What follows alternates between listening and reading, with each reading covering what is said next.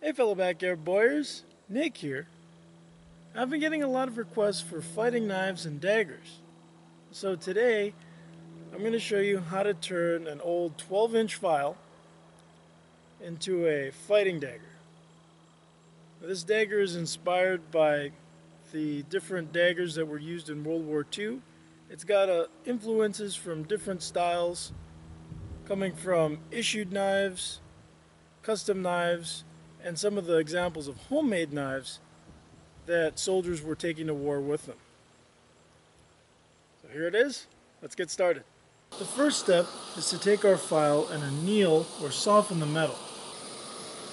By heating it with my propane torch till it's red hot and then putting it in a bucket of perlite overnight, we're able to soften the metal and get it to the point where we can easily use other files to shape it, and we can also cut it with a hacksaw. Now that the file is annealed, the next step is to sketch out the design of the blade. The blade is 9 inches long, and we're going to mark about a 5-inch tang on this knife. Now that the design is laid out, I'm using the cutoff wheel and the angle grinder to refine my shape. Once I get it as close as I can with the cutoff wheel, I switch to the grinding wheel and finish up the profile of the knife and clean up the transition to the tang. I want the tang to be about the same width as the existing tang on the file. Now that the knife is ground to shape, I'm going to start roughing in my bevels. But to do this, I'm taking the angle grinder and just taking material off of all 4 corners, working one side mostly at a time until it's mostly roughed down, and then I'm just trying to balance everything out. I want the edges to be nice and uniform and centered. I also want the grind lines to meet in the middle and be centered down the blade. Now that the bevels on the blade are ground, you want to continue grinding the same bevels onto the tang of the knife. Take a file and smooth everything out. With long, even strokes, we're cleaning off the surface of the knife, flattening everything out, making everything uniform, and preparing it for hand polishing. You want to make sure that at this point, when you're done with the file, your edges are even and almost sharp, and the central ridges are nice and crisp. Once the filing's done, everything's smooth and all the grinding marks are removed, I start sanding using a sanding block from about 80 grit to about 1000 grit. Now this is just sort of a pre-sanding. You want to get all of the big scratches out while you can, because it's easier to get it out now while the steel is still soft, rather than when we harden and temper it. Now it's time for the heat treat. Since I'm not 100% sure what kind of steel is in this file, I'm going to treat it just like a simple carbon steel. I start by heating it up with my propane torch just until the point where it no longer sticks to a magnet. Once it gets non-magnetic, I heat it up just a little bit longer and then harden it by putting it vertically into my quench tank, which is just a container with oil in it. Once it comes out of the quench tank, the blade will be very hard and brittle. I sand it lightly just so I can see the bare metal, and then temper it, which will remove a little bit of the brittleness, by placing it in my oven at 400 degrees Fahrenheit for about an hour to 2 hours, depending on the color I see. I'm going for a darker straw color, which will be sort of yellow gold.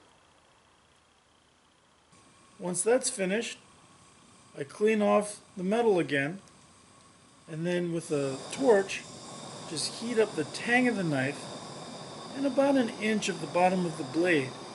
And I want to see the colors change. That will tell me that the steel is softer. That will give me some strength in the tang, and it will keep it from breaking at the transition between the blade and the tang. After putting the final polish on the knife, it's time to work on the handle.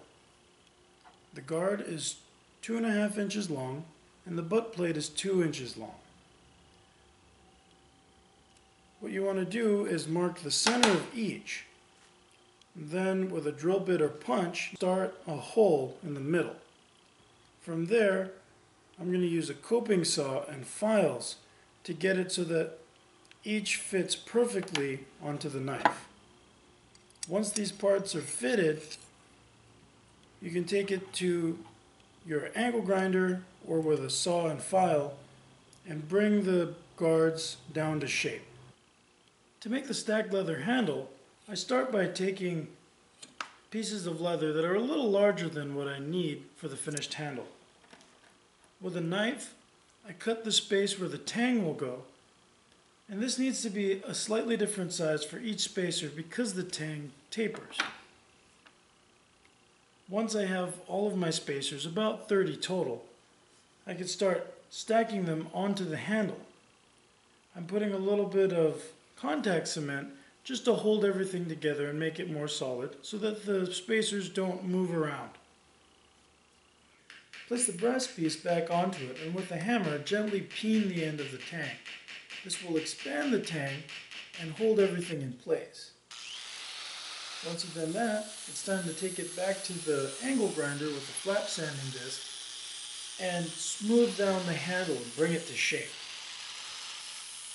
Once you're happy with the shape of the handle, then you can go with progressively finer sanding discs until you've reached the finish of the handle that you want.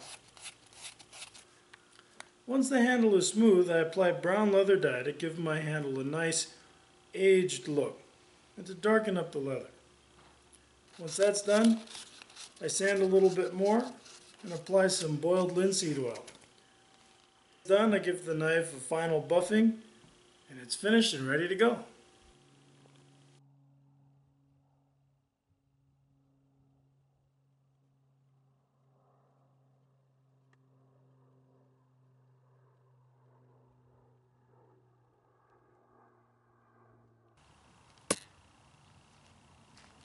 Here's the dagger all finished up. I hope you enjoyed making this knife with me today.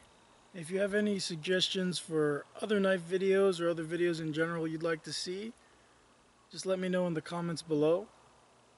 If you're interested in more knife making videos or other projects, you can check out my channel. I've got lots of other videos on making all sorts of different things. And I've also written several books on different topics.